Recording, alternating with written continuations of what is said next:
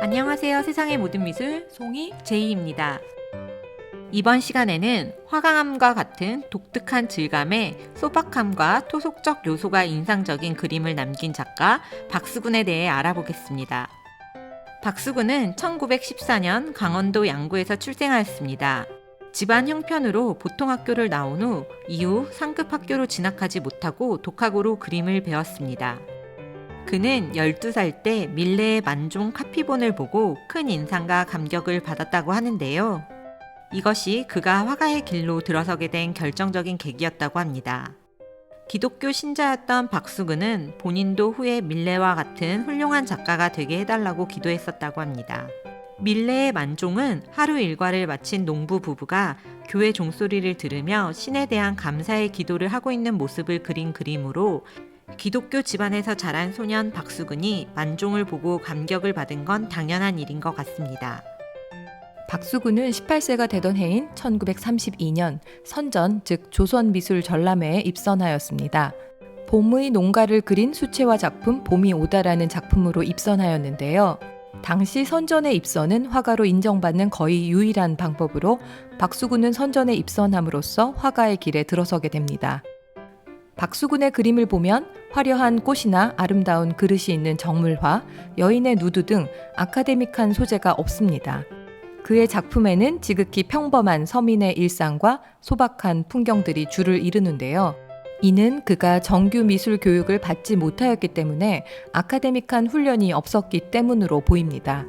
선전에서 입선한 봄이 오다는 기와집의 한옥과 앞마당, 그리고 빨래를 넣는 여인, 마당에서 모이를 쪼는 닭 등 한가로운 생활 주변의 평범한 일상을 담은 작품입니다. 정규 교육은 받지 못했으나 이 점이 그만의 작품 세계를 만드는데 큰 역할을 했던 것 같습니다. 박수근은 이후에도 선전의 수차례 입선을 기록하였습니다.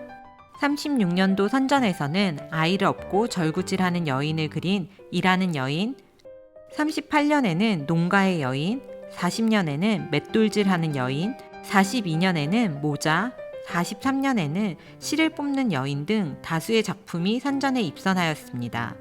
입선한 그의 작품 소재의 공통점은 생활 주변에서 소재를 선택했다는 점입니다. 나물 캐는 여인과 소녀, 맷돌질을 하는 여인, 빨래를 하는 여인 등 비슷한 모티브를 반복적으로 그렸으며 이러한 일관성 있는 향토성 짙은 소재가 그만의 독특한 점이라 할 수 있습니다. 그의 이러한 미술의 탁월한 재능에도 불구하고 작가로의 생활은 고단했던 것 같습니다. 한국 전쟁 후에는 한동안 미8군 PX에서 미국인들의 초상화를 그려 생계를 유지하기도 했습니다. 어려운 생활 속에서도 작품 활동을 멈추지 않았으며 전쟁 이후에는 새로 생긴 대한민국 미술 전람회인 국전에 수차례에 걸친 입선과 특선을 거듭하며 화가로서 인정받았습니다. 박수근은 이 무렵 특유의 건조하고 윤택 없으며 꺼끌꺼끌한 마띠에르와 서민의 생활을 모티브로 한 소박한 자연주의 화풍을 확립해 갑니다. 소박한 인물과 풍경, 굵고 검은 윤곽선의 황갈색 색채의 두꺼운 질감, 명암과 원근이 없는 단순한 형태로 나타나기 시작합니다. 박수근 작품의 특징은 그만의 색채와 특유의 기법을 들 수 있습니다. 그의 작품은 모노톤에 가까운 회백색 또는 황백색이 지배적으로 이러한 색채들이 독특한 질감을 잘 드러내주는 역할을 합니다. 또한 작품의 질감을 보면 흙벽이나 화강암 표면을 보는 것 같이 독특합니다. 이는 안료의 기름기를 걸러낸 박수근만의 독특한 해석으로 물감을 신문지 위에 일정하게 짜놓으면 기름기는 신문지에 배어들고 안료의 덩어리만 남게 되는데 이를 화면에 발라 올려 일정한 층을 만들어냅니다. 유화 특유의 광택을 걸러낸 후 그림을 그린 것이 박수근만의 특징인데요. 그는 생전 나는 우리나라 옛 성물, 즉 석불, 석탑 같은 데서 말할 수 없는 아름다움의 원천을 느끼며 조형화에 도입고자 애쓰고 있다고 말했다고 합니다. 이러한 그의 생각이 오래된 이끼 낀 듯한 화강암의 질감을 연상케 하는 마띠에르를 창안하는 데 성공하게 했으며 그 누구도 따를 수 없는 그만의 대상의 평범함을 완성한 것 같습니다. 가장 향토적이자 한국적인 작가 박수근. 그는 나는 인간의 선함과 진실함을 그려야 한다는 예술에 대한 대단히 평범한 견해를 가지고 있다라고 말했습니다. 그가 지향하는 소재는 가난한 서민들의 모습 등 평범한 주변 풍경, 절구질하는 여인, 맷돌 가는 여인, 빨래하는 여인, 시장 바닥에 좌판을 버려놓고 있는 여인, 무언가를 이고 가는 여인, 길거리에 앉아 담소를 즐기는 남정네들, 흰 손바지와 저고리의 남정네들 등으로 생활 정경에 포착한 소박한 일상의 모습들입니다. 이러한 그의 일관성 있는 소박한 소재에 대한 애착은 인간에 대한 따스한 그의 정감을 엿볼 수 있습니다.